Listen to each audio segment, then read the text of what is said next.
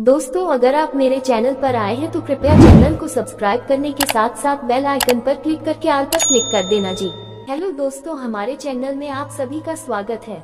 आज हम गीता अध्याय 13 क्षेत्रज्ञ विभाग योग के बारे में सुनेंगे। तो आइए दोस्तों सुनते हैं। भगवत गीता अध्याय 13 का नाम क्षेत्रज्ञ विभाग योग है। इसमें श्री कृष्ण ने अर्जुन को शरीर, आत्मा और परमात्मा के स्वभाव और उनके संबंधों का ज्ञान प्रदान किया है।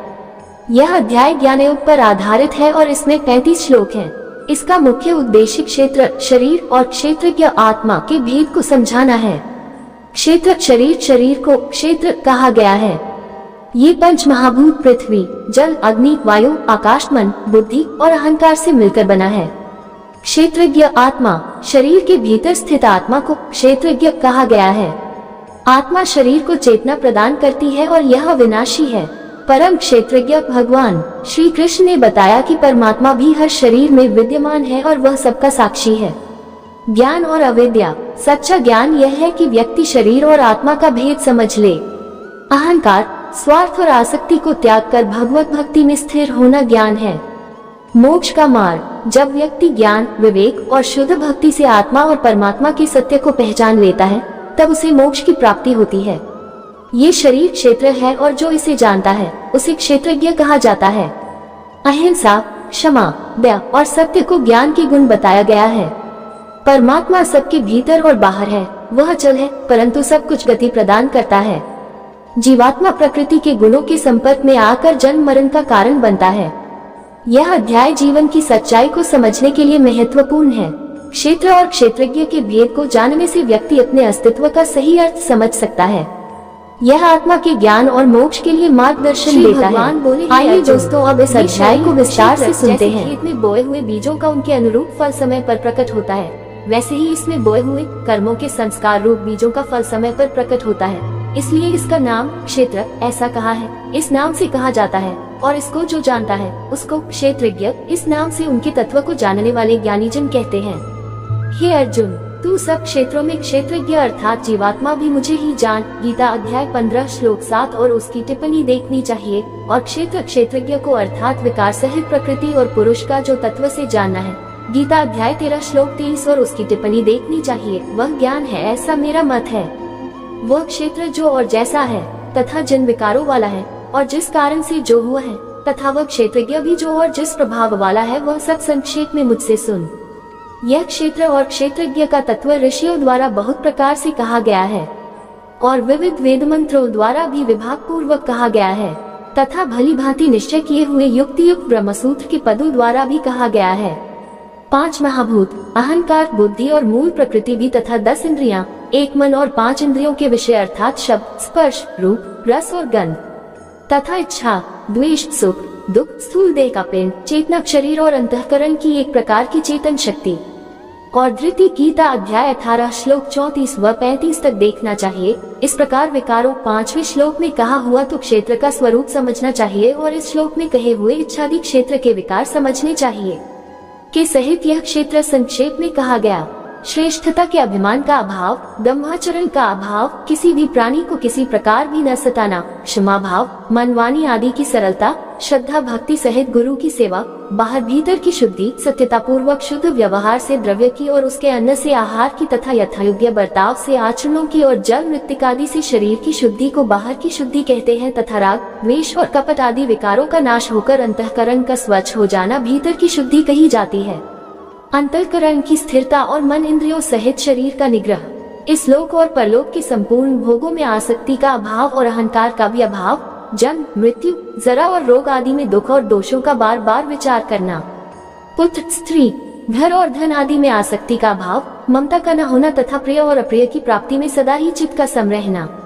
मुझ परमेश्वर में अनन्य योग द्वारा अव्यभिचारिणी भक्ति, केवल एक सर्वशक्तिमान परमेश्वर को ही अपना स्वामी मानते हुए स्वार्थ और अभिमान का त्याग करके श्रद्धा और भाव सहित परम प्रेम से भगवान का निरंतर चिंतन करना अव्यभिचारिणी भक्ति है, तथा एकांत और शुद्ध देश में रहने का स्वभाव और विषयासक्त मनुष्यों के समुदाय में प्रेम का न होना।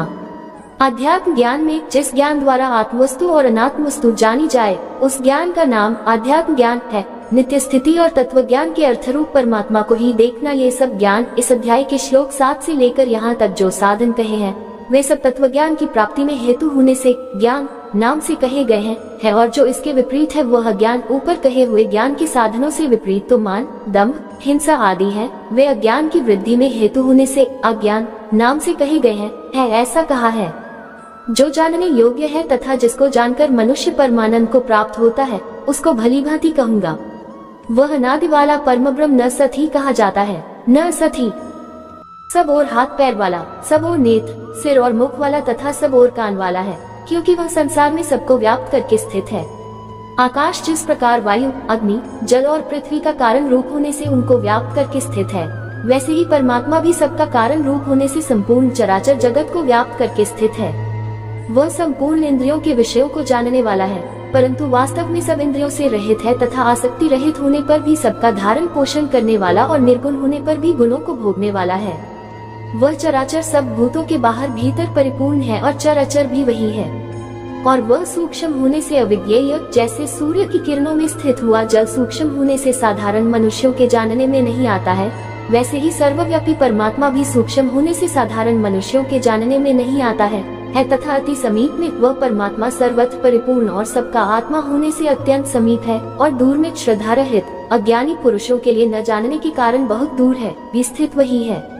वह परमात्मा विभागरहित एक रूप से आकाश के सदृश परिपूर्ण होने पर भी चराचर संपूर्ण भूतों में विभक्त सा स्थित प्रतीत होता है। जैसे महाकाश विभागरहित स्थित हुआ भी घड़ों में पृथक पृथक के सदृश प्रतीत होता है, वैसे ही परमात्मा सब भूतों में एक रूप से स्थित हुआ भी पृथक पृथक की भांति प्रतीत होता है तथा वह जानने योग्य परमात्मा विष्णु रूप से भूतों को धारण पोषण करने वाला और रुद्र रूप से संहार करने वाला तथा ब्रह्मा रूप से सबको उत्पन्न करने वाला है।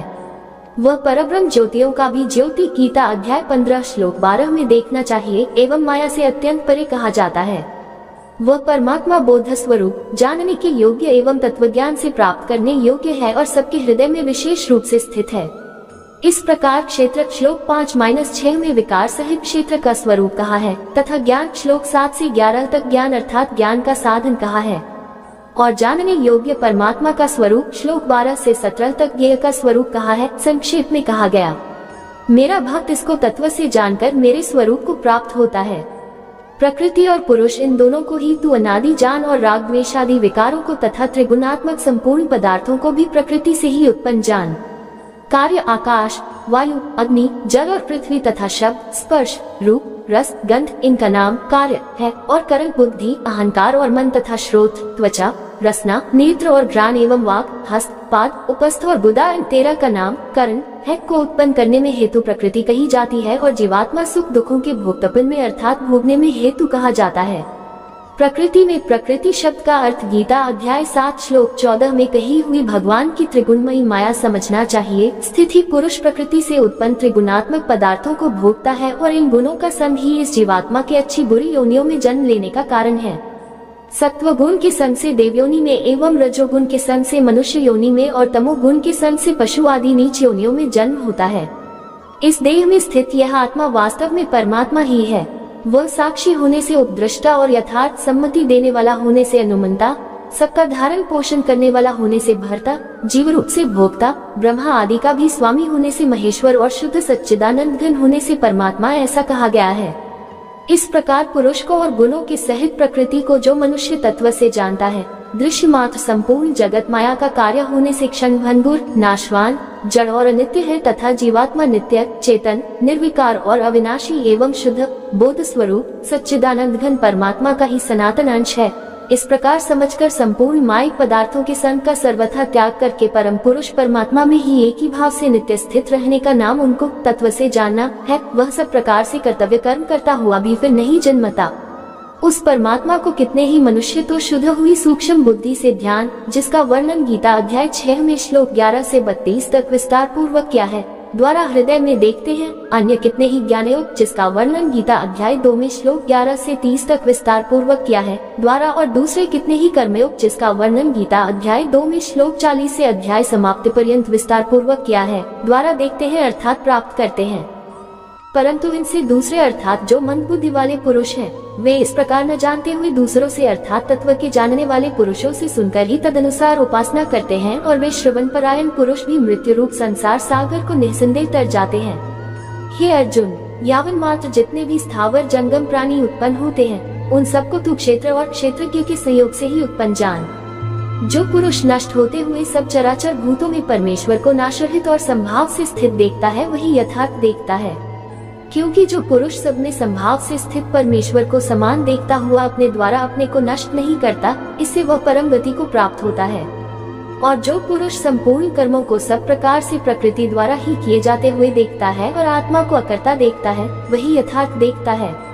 जिस क्षण ये पुरुष भूतों के पृथक पृथक भाव को एक परमात्मा में ही स्थित तथा उस परमात्मा से ही संपूर्ण भूतों का विस्तार देखता है, उसी क्षण वह सच्चिदानंद घन ब्रह्म को प्राप्त हो जाता है। हे अर्जुन, अनादि होने से और निर्गुण होने से यह अविनाशी परमात्मा शरीर में स्थित होने पर भी वास्तव में न तो कुछ करता है और न लिप्त ही होता है। जिस प्रकार सर्वत्र व्याप्त आकाश सूक्ष्म होने के कारण लिप्त नहीं होता, वैसे ही देह में सर्वत्र स्थित आत्मा निर्गुण होने के कारण देह के गुणों से लिप्त नहीं होता। हे अर्जुन, जिस प्रकार एक ही सूर्य इस संपूर्ण ब्रह्मांड को प्रकाशित करता है, उसी प्रकार एक ही आत्मा संपूर्ण क्षेत्र को प्रकाशित करता है। इस प्रकार क्षेत्र और क्षेत्रज्ञ के भेद को, क्षेत्र को जड़, विकारी, क्षणिक और नाशवान तथा क्षेत्रज्ञ को नित्य, चेतन, अविकारी